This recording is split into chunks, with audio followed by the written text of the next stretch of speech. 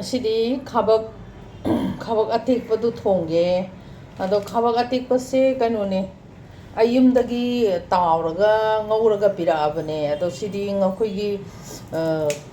kano toraga thongba hauteba akhoigi khudakta tawraga thongbadi hauteba se ngawraga thonggadamne do upai leitamnina kano tori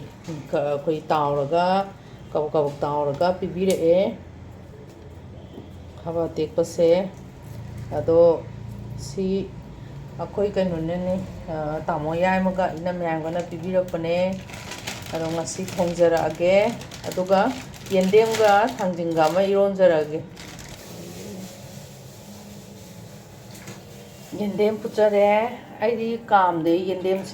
yendem su kamde ado kamdana dum kana tawjarage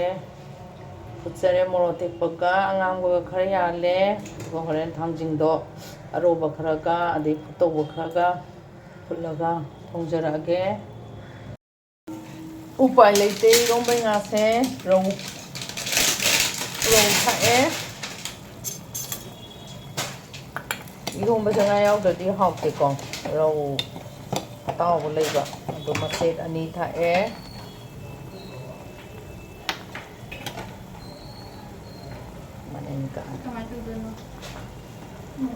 시도 탕진자 시도 시나 풋보다 다하게 시키던 그 너도래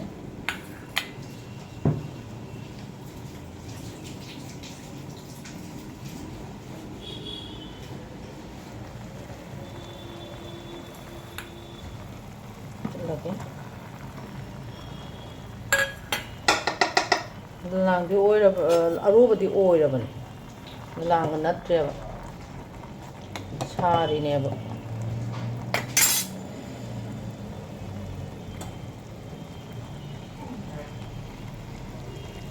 thawai jarage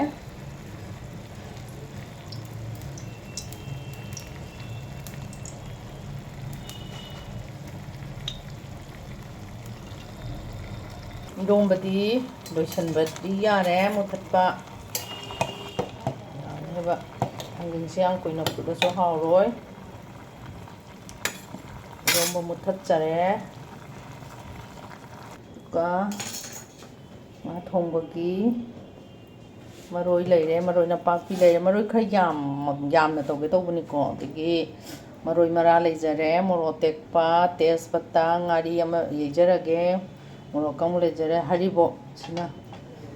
toroga thau su sare yejarage jira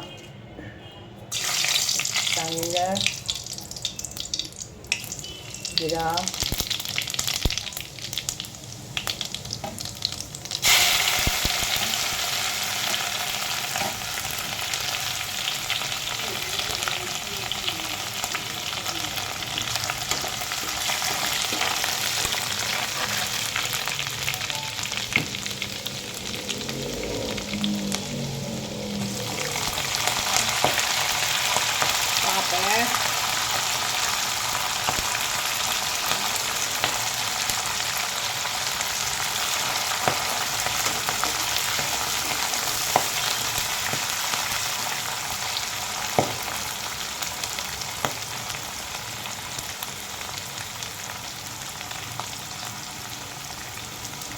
you have there.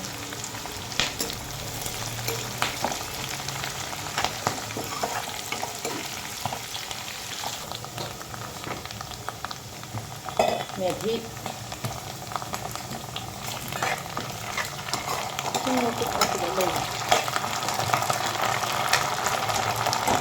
ko kaya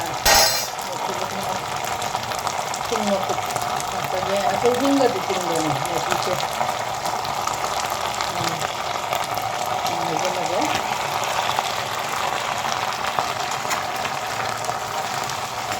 còn ngâu rồi tàu của tâm nó tiêu rồi phải lấy tờ với nhau rồi nó rất là sức thăng nhiều hay có vẻ hay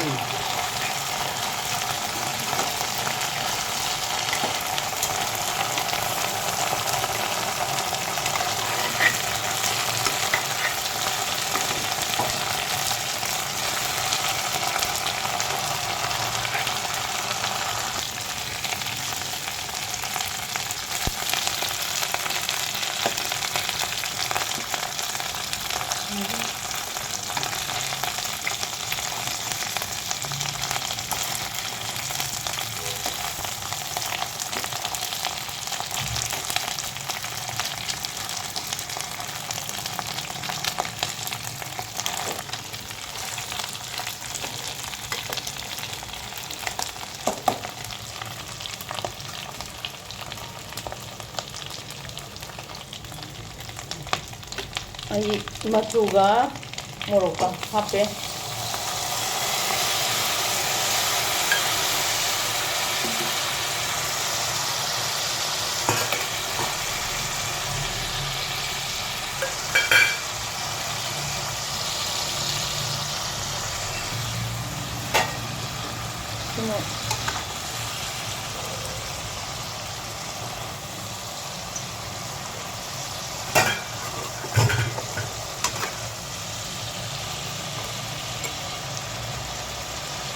시리 ꯌꯥꯝ ꯊꯦꯝꯃꯒ ꯊꯣꯡꯒꯗꯕ ꯍꯤꯟꯖꯥꯡꯅꯦꯕ 시기 ꯑꯌꯥꯏꯕꯁꯤꯅ ꯌꯦꯟꯗꯦꯝ ꯊꯣꯡꯕ ꯑꯗꯒꯤ ꯁꯦꯕꯣꯠ ꯊꯣꯡꯕꯗ ꯊꯥꯛꯑꯣ ꯍꯥꯏ ꯊꯥꯛꯑꯒ ꯆꯥꯔꯤꯅꯤ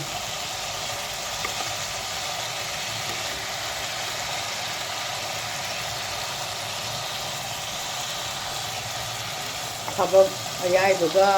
ꯁꯦꯕꯣꯠ ꯊꯣꯡꯕ ꯑꯗꯒꯤ ꯌꯦꯟꯗꯦꯝ ꯊꯣꯡꯕꯅ ꯁꯨꯃꯥꯡꯒꯗꯤ ꯑꯗꯨ ꯅꯠꯇ꯭ꯔꯒꯗꯤ ꯆꯥꯕꯤꯕꯖꯥ ꯅꯠꯇꯦ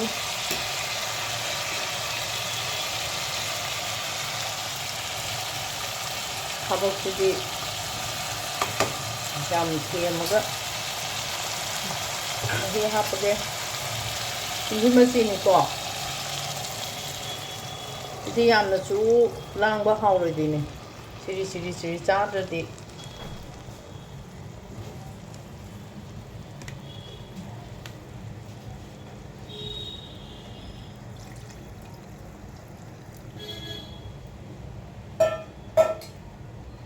हरिबोप से थक्चलगे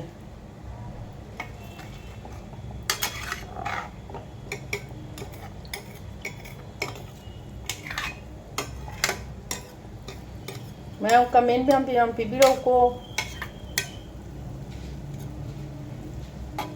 ऐसु मखन मखन थोंजरके मोरोक मचुदो तंग हापसरे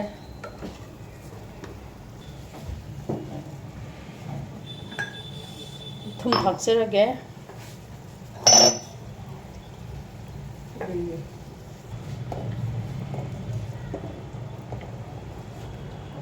थुम थाक्सरगे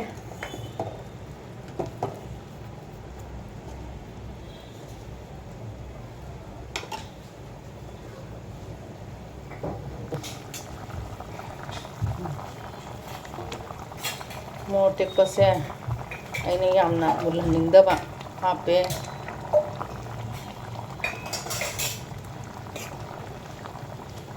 मचुसे फदि फजरे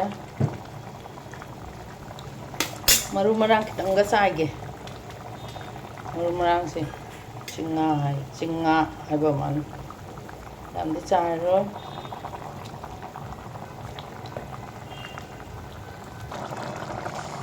पोस्तारे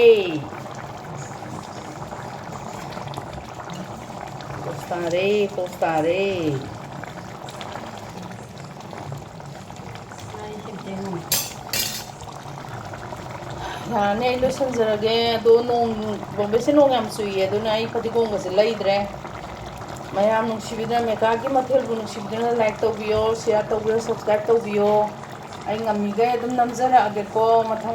mayam comment yam pibirao yarigai ai namjaraage dum mayam aigi khabak thongba loijare adu mayam kanungsibiduna mekagi mathelbu like taubiyo share taubiyo yendem ga thangjinga ma ironba adagi khabak ama thonge aduna mayam namnadi chaninge अखोई मितई गानी का हाबदको अदो साइदसु fungi कायदि हाय अदो आई फंगब्रा फंगदब्राइदि खंगदे आई मथंग मथंग थोंबा ngamba ओइजगे मथंग मथंग थोंजरके नुक्सिबिदुना मयाम को like तौबियो share तौबियो subscribe तौबियो अमेकागी मथेबु नुक्सिबियो अमेकाना मयामबु खुरुमजरी।